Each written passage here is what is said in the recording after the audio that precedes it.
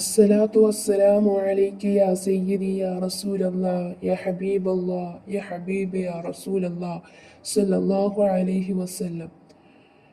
ഇൻഷാ അല്ലാഹ് ഇന്ന് ഞാൻ പറയാനായിട്ട് ഉദ്ദേശിച്ചിരിക്കുന്നതും ആയത്തുൽ കുർസി സ്ഥിരമായിട്ട് അസർ നിസ്കാരത്തിന് ശേഷം ഒരാൾ ചൊല്ലിയാൽ 10 തവണ അവർക്ക് കിട്ടാൻ പോണ 10 ഗുണങ്ങളെ പറ്റിയിട്ടാണ്.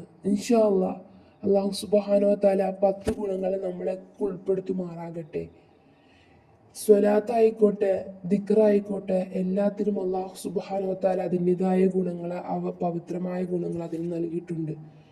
അതൊക്കെ ചൊല്ലാൻ ഇൻഷാ അല്ലാഹ് നമ്മൾ ദുനിയാവിൻ്റെ പുറകെ കൂടെ പോവാണ്ട് നാളെ ആഖിറത്തെന്ന ഖബറെന്ന ഇരുട്ടായ ഖബറിനുള്ളിൽ കിടക്കുമ്പോൾ നമുക്ക് ആകെ രക്ഷയായി വരുന്നതും ഈ സ്വലാത്തും നന്മകൾ മാത്രമായിരിക്കും. അതുകൊണ്ട് തന്നെ ദുനിയാവിൻ്റെ പുറകിലൂടെ പോവാണ്ട് സ്വലാത്തും ദിക്റുകളും ഇബാദത്തുകളുമായി അള്ളാഹുവിനെ സ്തുതിച്ചുകൊണ്ട് ജീവിക്കാൻ നോക്കാം മുഹിബ്ബീങ്ങളെ. ഇൻഷാ അല്ലാഹ് ഒരുപാട് വൈകിക്കണില്ല, നമുക്ക് ആയത്തുൽ കുർസിയുടെ 10 ഗുണങ്ങളെ പറ്റിയിട്ട് എന്തൊക്കെയാണെന്ന് നോക്കാം. ഇൻഷാ അല്ലാഹ് അല്ലാഹു സുബ്ഹാനഹു വ തആല നമ്മളെല്ലാവരെയും യഥാർത്ഥ മുഹിബ്ബായിട്ട് മുത്തായ നബി തങ്ങളെ യഥാർത്ഥ മുഹിബ്ബായിട്ട് ജീവിക്കാനും തങ്ങളുടെ പേരെ ഒരുപാട് സ്വലാത്ത് ചൊല്ലാനൊക്കെ അല്ലാഹു സുബ്ഹാനഹു വ തആല തൗഫീഖ് നൽകുമാറാകട്ടെ. എല്ലാ അമലുകളും അല്ലാഹു തആല നമ്മുടെ എല്ലാ അമലുകളും സ്വീകരിക്കുമാറാകട്ടെ. ഇൻഷാ അല്ലാഹ് ഞാൻ സ്വലാത്തിനെ കുറിച്ചിട്ട് ഡീറ്റെയിൽസ് ആയിട്ട് ചെറിയതായിട്ട് ഒരു 10 ഗുണങ്ങൾ 11 ഗുണങ്ങൾ ചൊല്ലുന്നവർക്കായിട്ട് പറഞ്ഞിരുന്നു, പോയി കാണാം. ഇൻഷാ അല്ലാഹ് നമുക്ക് ആയത്തുൽ കുർസി നമുക്ക് നോക്കാം. അഊദു ബില്ലാഹി മിനശ് ശൈത്വാനിർ റജീം. ബിസ്മില്ലാഹിർ റഹ്മാനിർ റഹീം.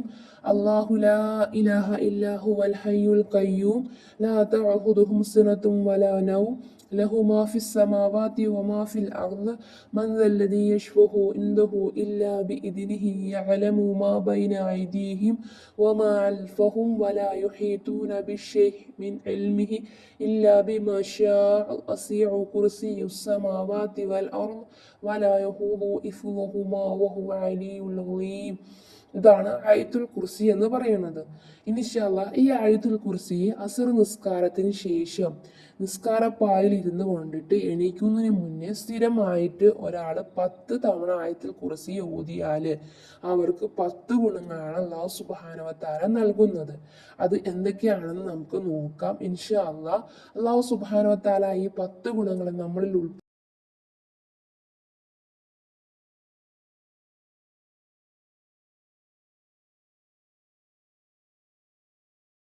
നമ്മളെയും ഉൾപ്പെടുത്തുമാറാകട്ടെ ഇൻഷാ അല്ലാഹ്. അപ്പൊ നമുക്ക് ഇൻഷാ അല്ലാഹ് 10 ഗുണങ്ങൾ എന്തൊക്കെയാണെന്ന് നോക്കാം.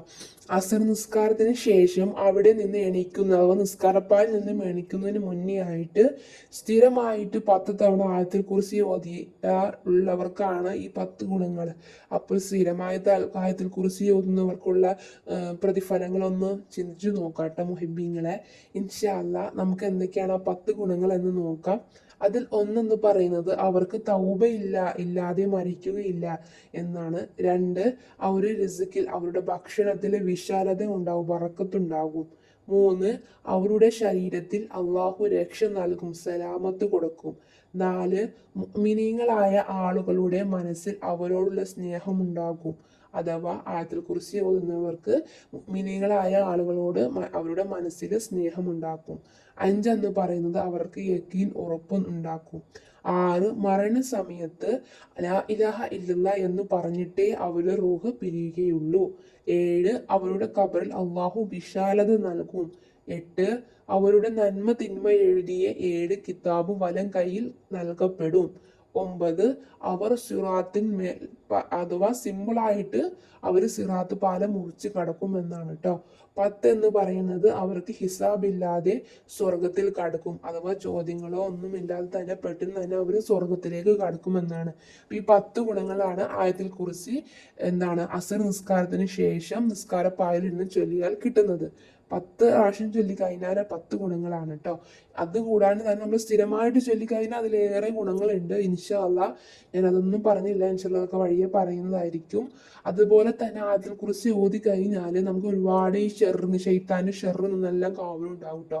പ്രത്യേകിച്ച് നമ്മുടെ കുഞ്ഞു മക്കളൊക്കെ രാത്രി എണീക്കുക, പെട്ടെന്ന് ചാടി എണീക്കുക ഉറക്കത്തിൽ നിന്നും, അല്ലെങ്കിൽ വലിയ ജീവികൾ കണ്ടോ വലിയ മൃഗങ്ങളെ കണ്ടോ അല്ലെങ്കിൽ എന്തെങ്കിലും കണ്ടോ ഒന്ന് പേടിക്കുകയൊക്കെ ചെയ്തു കഴിഞ്ഞാൽ 3 പ്രാവശ്യം ആയത്തിൽ കുറിച്ച് ഊതിയിട്ട് അവരുടെ ശരീരത്തിൽ ഊതി കഴിഞ്ഞാൽ ഷെയ്ത്താൻ്റെ ഷെറിൽ നിന്നും എഴുന്നേറിൽ നിന്നും അള്ളാഹു സുബ്ഹാനഹു തആലയുടെ കാവലുണ്ടാകുമെന്നാണ് കേട്ടോ.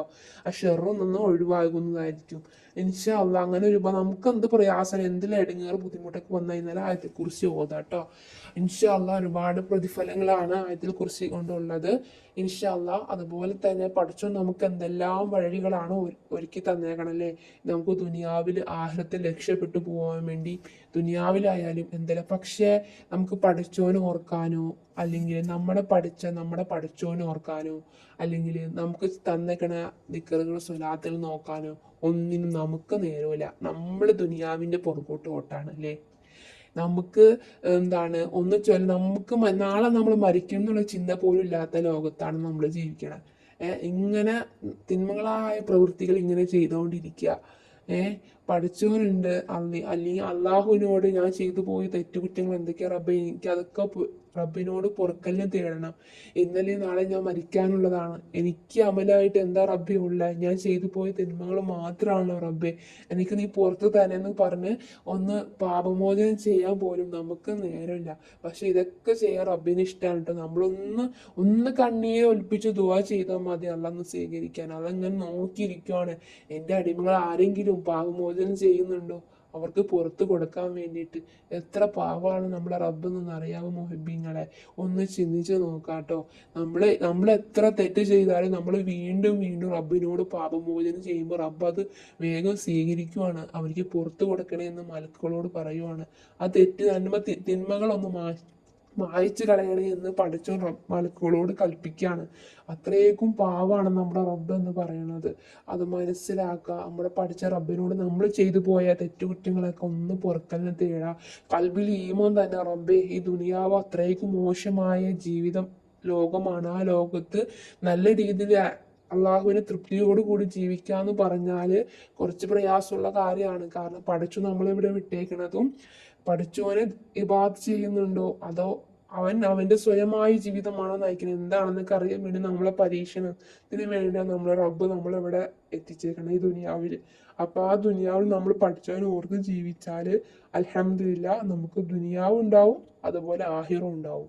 അതുകൊണ്ട് തന്നെ മുഹിബ്ബീങ്ങളെ നമ്മൾ നല്ല രീതിയിൽ ജീവിക്കാൻ നോക്കുക. ഹറാമൊക്കെ പിന്തിരിച്ച് ഹറാമിൽ നിന്നൊക്കെ ഒഴിവായി ഇനി ഹറാമ് ചെയ്തു പോയ പശ്ചാത്താപിക്കുക, മോചനം ചെയ്യുക. പഠിച്ചവനോട് റബ്ബെ എനിക്ക് പുറത്ത് തന്നെ എൻ്റെ കൽബിൽ ഈമാൻ ഇട്ട് തന്നെ റബ്ബെ അള്ളാഹു എന്ന് പറഞ്ഞ റബ്ബിനോടൊന്ന് പശ്ചാത്താപിച്ച് കഴിഞ്ഞാൽ അള്ളാഹ് പുറത്ത് തരാണ്ടിരിക്കൂല. മുഹബ്ബീങ്ങൾ അത് മനസ്സിലാക്കുക. ഇൻഷാ അള്ളാഹ് അള്ളാഹു സുബ്ഹാനഹു വ തആല നമ്മളെയൊക്കെ കാക്കുമാറാകട്ടെ, കൽബിൽ ഈമാൻ തരട്ടെ. കാരണം ഇന്നലെ നാളെ മരിച്ചു പോയാൽ നമുക്ക് ചെയ്തു പോയ നല്ല സൽക്കർമ്മങ്ങൾ മാത്രം നമുക്ക് അമലായിട്ടുണ്ടാകത്തുള്ളൂ അല്ലേ. അല്ലെങ്കിൽ മോശമായ പ്രവൃത്തികളൊക്കെ നമ്മൾ നാശത്തിലേക്ക് കൊണ്ടുപോകത്തുള്ളൂ. അതുകൊണ്ട് തന്നെ നല്ല രീതിയിൽ ജീവിക്കാൻ നോക്കാട്ടോ. ഇന്ന നാളെ മരിച്ചു പോണ അവസ്ഥക്കൊന്ന് ആലോചിച്ച് പഠിച്ചവനോട് റബ്ബിനോട് കൈകൾ ഉയർത്തി റബ്ബിൻ പൊട്ടിക്കരഞ്ഞ് ദുആ ചെയ്യും. ഇൻഷാ അള്ളാഹു അതൊക്കെ നമുക്ക് പുറത്തു തരും. അത്രയ്ക്കും പാവമാണ് റബ്ബ്. ഇൻഷാ അള്ളാഹ് അത് മനസ്സിലാക്കാൻ നമ്മൾ ഒരുപാട് സ്നേഹിക്കുക റബ്ബിനെ. നമ്മളെ റബ്ബിനെ നമ്മൾ ഒരുപാട് സ്നേഹിക്കുക. നമ്മൾ എന്ത് പ്രയാസങ്ങൾ റബ്ബിനോട് പറയുക. അവൻ എന്നും നമ്മുടെ കൂടെ ഉണ്ടാകും. നമ്മുടെ എല്ലാ പ്രയാസങ്ങളും അവന് മാറ്റിത്തരും ഇൻഷാ അള്ളാഹ്. അള്ളാഹു സുബ്ഹാനഹു വ തആല നമ്മളൊക്കെ കാക്കുമാറാകട്ടെ. 3 സ്വലാത്തെല്ലാം സല്ലല്ലാഹു അലാ മുഹമ്മദ് സല്ലല്ലാഹു അലൈഹി വസല്ലം സല്ലല്ലാഹു അലാ മുഹമ്മദ് സല്ലല്ലാഹു അലൈഹി വസല്ലം സല്ലല്ലാഹു അലാ മുഹമ്മദ് സല്ലല്ലാഹു അലൈഹി വസല്ലം അല്ലാഹുമ്മ സല്ലി അലാ മുഹമ്മദ് യാ റബ്ബി സല്ലി അലൈഹി വസല്ലം ഇൻഷാ അല്ലാഹ്.